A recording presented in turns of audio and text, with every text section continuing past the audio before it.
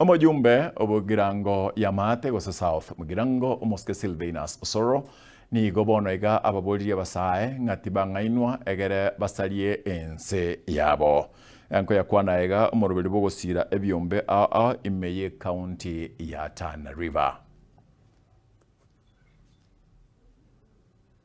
Nyinyi vijana niwaeleze. Vijana mtupo? Vijana tupo? Tusikubali vurugu hapa Tana River. Tusikubali vurugu Kenya hii. Kenya hii ikiharibika hamna nchi nyingine. Kukiwa kubaya hapa hakuna nchi nyingine. Leo hii tukiandamana tunaenda kutoa rais kwenye State House. Nyinyi hamjui. Ukimtoa katika njia ambayo si ya kisheria, jeshi linachukua uongozi. Jeshi likichukua uongozi, hawa polisi ambao unaona kwanza wanakuwa raia. Anaenda nyumbani na bunduki kama alikuwa amesimama nayo. Wale wafungwa ambao mnaona wako ndani ya jela, wote wanaachiliwa. Kama alikuwa amekosana na wewe, anakuja kumalizana na wewe. Wale officers wote wa prisons, wote wanatoka na bunduki zao. Tunageuka tunakuwa kama nchi ambazo hazijiwezi.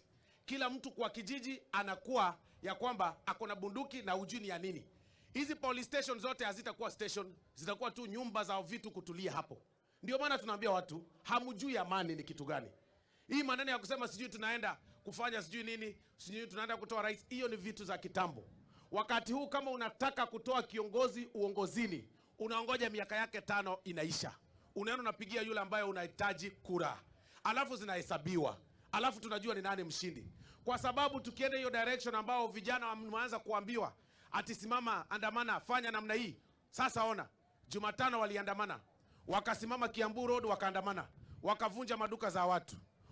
Wakamalizana. Wakarep wanawake.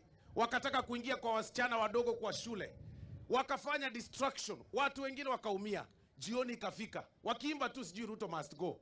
Jioni ikafika wakalala.